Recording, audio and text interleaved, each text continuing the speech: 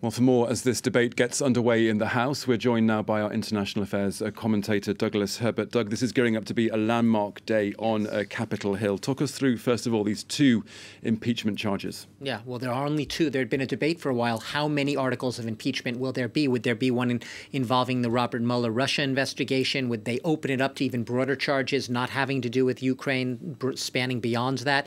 In the end, they went with the sort of simpler path. Part of it is because they wanted to keep the momentum of the impeachment hearings going. They had the sense that a lot of witnesses, some chief witnesses that they had wanted to speak to in the House Intelligence Committee and hear from, the White House stonewalled, obstructed, and refused to offer them up as witnesses. So in the end, they decided to have the hearing with a boiled-down, streamlined impeachment of two articles. One is abuse of power, which is exactly what it sounds like, that Donald Trump, as president, is accused of using the powers of his high office to solicit foreign interference from an outside power, in this case Ukraine, to help him win the 2020 presidential election. The other one, just as importantly, obstruction of justice. It's exactly that. Congress has a constitutional duty to do its job when it believes that there are high crimes and misdemeanors being committed by a president, and that Donald Trump he took an oath to defend that Constitution, that he has an obligation to cooperate with that inquiry, which he is accused in this article of not doing.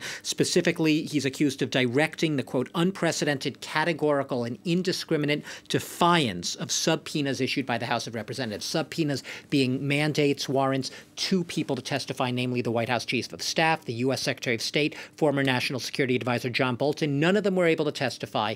This is going ahead otherwise because it would have been held up in the courts for a long, long time, and they felt that it would have lost momentum and Americans would have been distracted and a new shiny object would have shown up. So high crimes and misdemeanors, which I will just note, does not mean you have to have a specific crime. High crimes is different than crime. A lot of people confuse that. Now, Doug, on the eve of this vote, the president has written a rather angry 6-page letter to the House Speaker, Nancy Pelosi, denouncing this whole event proceeding as being a sham. Yes.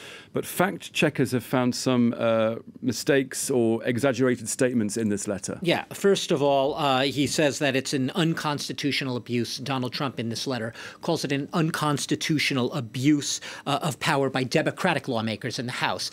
In fact, that is false, because in fact, it is in the Constitution, it is the sole power of the House of Representatives and Congress to impeach a president. And they've done it on many occasions, and not just presidents, but lower officials as well. So that is a false claim. He also claims that the FBI, for instance, planted spies deliberately in his campaign in 2016 to undermine and sabotage it. That is false. And how do we know it's false? The fact check says the Justice Department, the U.S. Justice Department, just last week issued a report in which it concluded the FBI did not, in fact, plant any spies or try in any way to undermine or sabotage Trump's reelection campaign.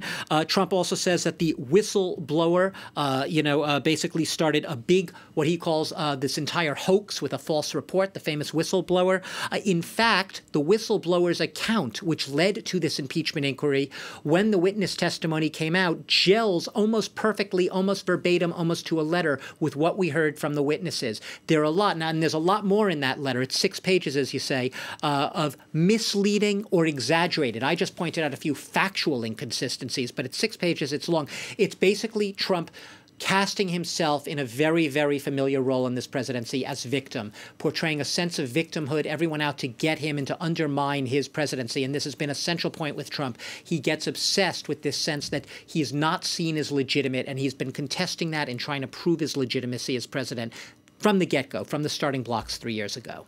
Now, Doug, today's vote could potentially set the stage for a trial in the Senate, but we may already have an idea of the outcome of that potential trial. We don't even have an idea. We essentially can say the outcome. The same way we know that Donald Trump is going to be impeached almost all but certainly today in the House vote, we can almost all but certainly say that he will not be removed from office in the next stage of this process, which is a Senate trial, which is likely to take place early next year. Why? Because we basically have two different realities right now between the House and the Senate.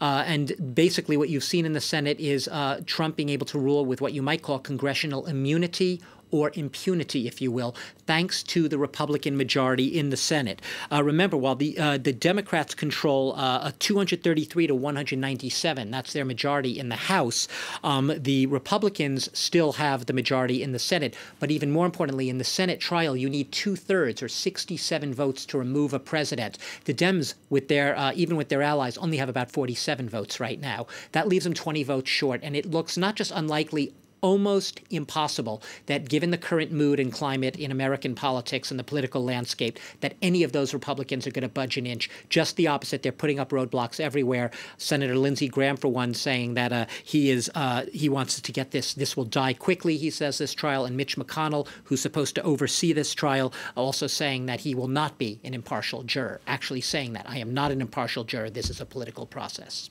Okay, Douglas Herbert, thank you very much for that analysis.